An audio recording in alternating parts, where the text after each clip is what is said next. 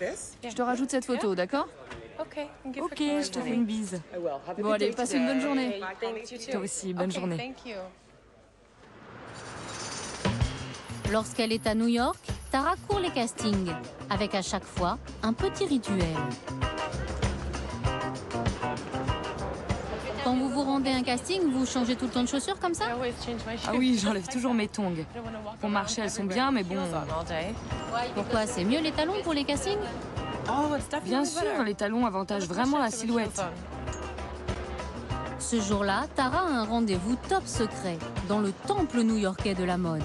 Cet immeuble, immortalisé dans le film Le Diable s'habille en Prada, celui du groupe qui édite Vanity Fair, Glamour et Vogue.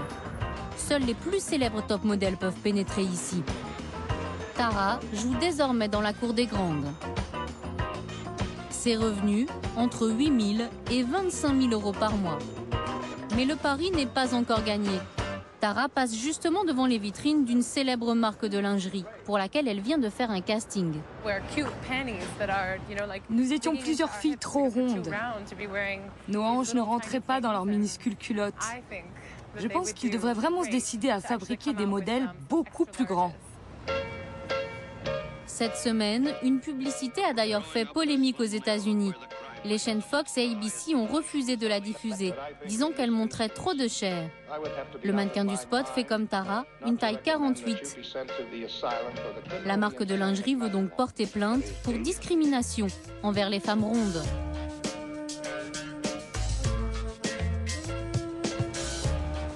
Pour s'habiller, Tara, tout top modèle qu'elle soit, est encore obligée de faire ses courses dans des magasins spécialisés en grande taille. Comme cette friperie vintage d'un quartier de Brooklyn. Pas facile de trouver des vêtements pas trop ringards en taille 48. Le style préféré de Tara, des robes ajustées qui mettent en valeur ses rondeurs sexy. Celle-là, je l'aime vraiment. C'est style années 60. Oui. Elle est vraiment mignonne. C'est si difficile de trouver des choses comme ça dans les magasins de la ville d'où je viens. Vous allez l'acheter? Oui, bien sûr. Tara avoue être gourmande. Elle ne fait jamais de régime. Regardez cette pâtisserie, j'adore leurs cookies. Mais c'est permis pour vous? Bien sûr, je mange des cookies, mais seulement la moitié, sinon je suis barbouillée. Pendant la semaine, Tara loue un appartement à New York. Mais chaque week-end, la top fait sa valise pour rentrer chez elle, sur la côte ouest.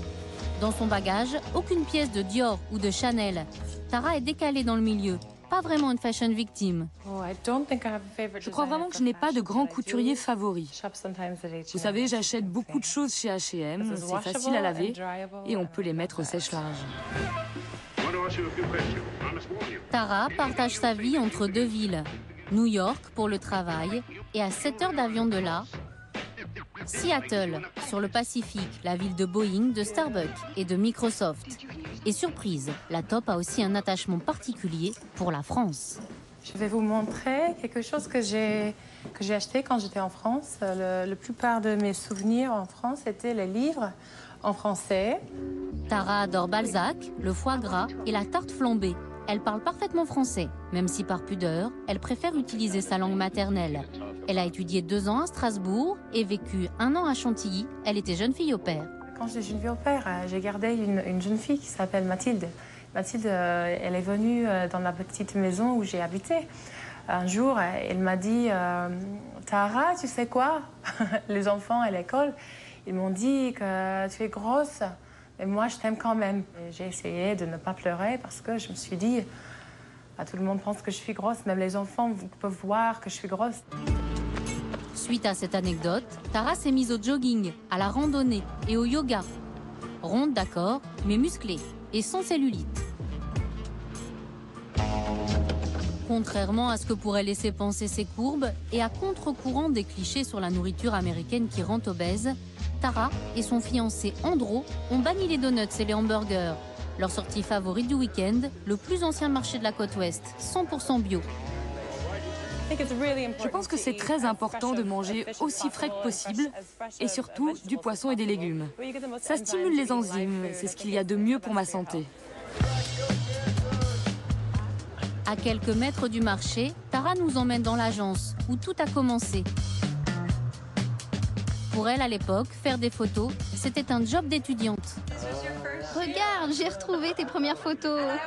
J'adore celle-là. Regarde comme tes cheveux étaient courts. Tu ressembles à un bébé. Je me souviens, j'allais m'acheter une glace après chaque séance photo. C'était ma récompense. Je me disais, pas grave si je prends quelques kilos, ils seront d'accord. Oui, tu es passé de la taille 44 à la taille 46. 110D de tour de poitrine, 87 de tour de taille, 117 de hanche, les courbes de Tara ne lui posent plus problème. Moi, quand je l'ai rencontrée le premier soir, j'ai dit à un ami, « Waouh, regarde cette fille. Elle a des hanches pleines, c'est une vraie femme. J'adore ça. » Dans la banlieue de Seattle, la maison des parents de Tara. Étonnamment, ils sont beaucoup plus sveltes qu'elle. Tu sais, j'ai essayé un ensemble incroyable. Mais en haut, il était beaucoup trop large. Tara et sa mère discutent chiffon. La maman est la première supporter de sa fille. Jusqu'à l'âge de 10 ans, Tara était une enfant mince. Elle s'est arrondie à l'adolescence. Moi, j'ai passé ma vie à me trouver trop grosse et à faire des régimes. Je ne voulais pas ça pour ma fille. Je lui ai dit, tu es comme tu es, ne t'inquiète pas, malgré la pression de la société. Je suis contente de voir que Tara bouscule un peu les codes. Tara est contente d'être une pionnière. Mais en fait, être la nouvelle Claudia Schiffer n'a jamais été son ambition. Car la jeune femme a un autre métier. À Seattle, avec son fiancé, elle gère ce restaurant latino. C'est insolite dans le milieu des top modèles. Diriger un restaurant, c'est complètement différent du métier de mannequin. Et je dois avouer que c'est beaucoup plus difficile.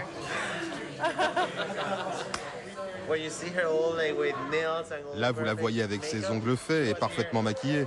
Vous n'imaginez pas qu'elle a gratté le sol avec moi, peint ses murs, fait l'électricité, la plomberie. Ça nous a pris 6 mois pour construire ce restaurant. L'Europe, elle, n'a pas encore trouvé sa top modèle ronde. Alors la semaine prochaine, Tara traversera l'Atlantique pour faire la couverture d'un grand magazine britannique. Je porte un toast à notre adorable amie, patronne de ce restaurant et surtout top modèle, Tara Lynn.